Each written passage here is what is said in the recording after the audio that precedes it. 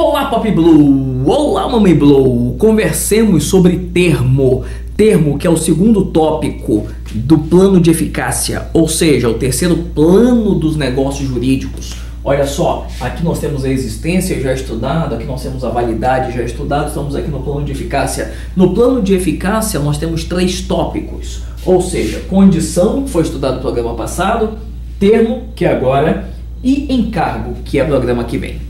Quando atinge-se a eficácia, então eu digo que o negócio está perfeito, ou seja, pode ser exigido judicialmente se não for cumprido.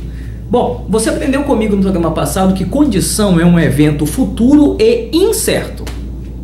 Pois bem, um termo é um evento futuro e certo. Sabemos que vai acontecer. Então a palavra na condição era se. Aqui a palavra é quando. Por exemplo, o boleto, esse boleto aí que tu tem para pagar. Dia 5 do mês que vem ele vai vencer.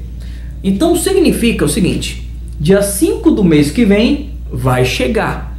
Não é se chegar. Quando chegar dia 5 do mês que vem, você vai ser exigido quanto a essa dívida. Olha pra cá. Um termo se divide em termo inicial e termo final.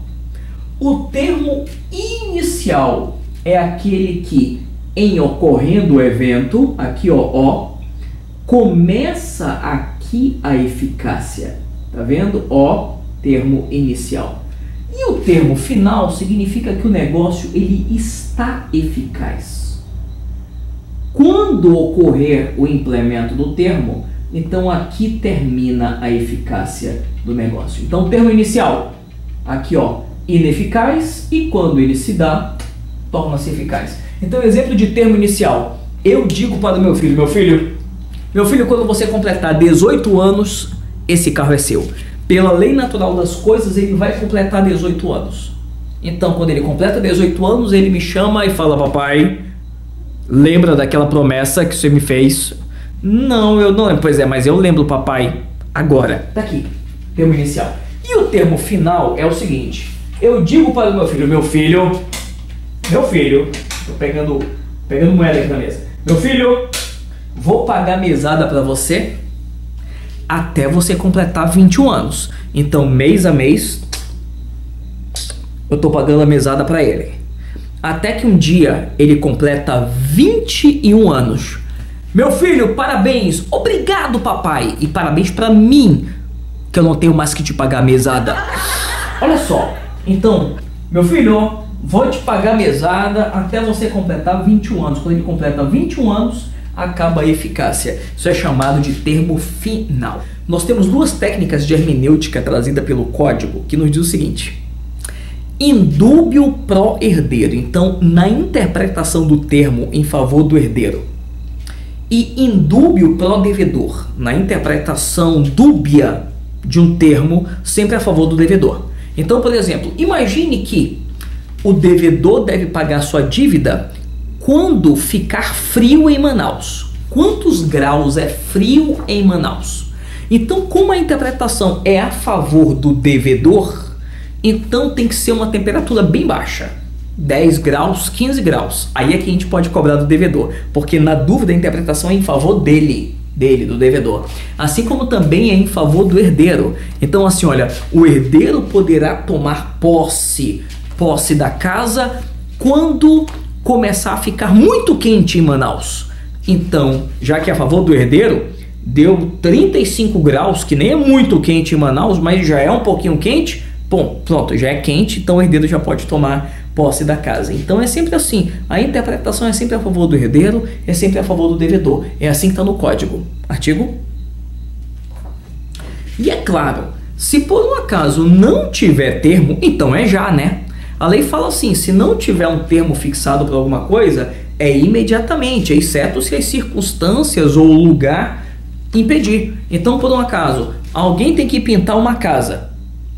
Mas se por um acaso está chovendo muito, só puder ser pintada a casa no verão, então se espera o verão para que a casa seja pintada, mais ou menos por aí. Veja, quando eu tenho na mesma linha de tempo ao mesmo momento, simultaneamente, um termo inicial e um termo final, isso tem nome: prazo. Prazo. Olha pra cá. Então, se por um acaso determinado ato, negócio, começa a eficácia em determinado momento, ó, ineficaz. Aqui começa a eficácia e aqui termina a eficácia, o nome disso aqui é prazo. Então, quando te perguntarem o que é prazo, conceito de prazo, prazo é o lapso de tempo que medeia um termo inicial e um termo final. Nosso Código Civil nos vai trazer algumas técnicas de contagem de tempo. Por exemplo, todo termo que seja contado em dia termina no mesmo número de dia que começou. Então, se é 8 de maio, dali a um mês, então é 8 de junho. Não interessa se o mês tem 28, 29, 30 ou 31. Vai ser o mesmo número de dia. E a lei fala, ou então no dia imediato se faltar no outro mês. Ou seja, então 30 de janeiro vai ser no dia 1º de março. E assim por diante. Então sempre é o mesmo número. Sempre é o mesmo número. Quando nós falamos em meados, meado é o 15º dia. Então, meados de junho, dia 15 de junho. Meados de outubro, dia 15 de outubro. Se por um acaso um prazo é em horas, ele é contado assim minuto a minuto. Despreza-se os segundos, só interessa tantas horas e tantos minutos. Então, se for 24 horas, vai terminar em tantas horas e tantos minutos. Então, isso é chamado de contagem de prazo hora a hora, que é minuto a minuto. Sempre que o fim de um prazo terminar em momento não útil, sábado, dia santo, feriado, então prorroga-se para o próximo momento útil de cumprimento, para o próximo dia útil de cumprimento. E nos diz o código o seguinte: no que couber, se usa as normas de condição para o termo. Por exemplo, lembra daquelas condições proibidas? Exemplo, as condições ilícitas, as condições proibidas, as condições nullificantes, que são de fazer coisa ilícita, condição perplexa ou contraditória, aquelas condições ininteligíveis, né, aquelas que incompreensíveis. Então, do mesmo modo como tem para condição, tem para termo.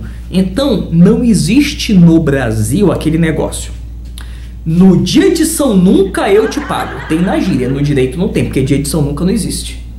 Então, esse tipo de condição tanto não pode existir no mundo da condição, como também não pode existir no mundo dos termos. Artigo. E eu havia te contado sobre o artigo antipilantra da condição. Artigo vale para o termo também. Significa, eu digo para o meu filho, meu filho, vou te pagar mesada até você ficar maior de idade, até você atingir a maioridade. Aí, quando meu filho está completando 18 anos, vem uma nova lei de vigência imediata dizendo: no Brasil, a maioridade agora é com 25 anos. E eu descubro que o meu filho saiu ali fazendo falcatrua e dando propina para senador e deputado para mudar a lei. É um exemplo absurdo, mas é um exemplo perfeito. Note que mudou a maioridade por malícia do meu filho. Então, onde tem malícia, não vale o que aconteceu, mas sim o que teria ocorrido se não tivesse tido a malícia. Então, isso é o que nós chamamos de artigo antipilantra, que vale também para o termo. Outra, o termo, gente, o termo inicial, ele impede o exercício do direito. Mas aquele que vai gozar daquele futuro direito que ele vai exercer, ele já pode começar a conservar aquilo ali. Então, se eu digo para o meu filho, quando você completar 26 anos, esta casa aqui será sua. Imagina que ele tem 20. Ele já pode, desde agora, começar a consertar o teto se ficar estragado. Ele já pode consertar a pintura se a pintura começar a cair. Já pode fazer manutenção da casa. Então, isso é o que nós chamamos de termo. No próximo programa, nós conversaremos sobre encargo. É isso.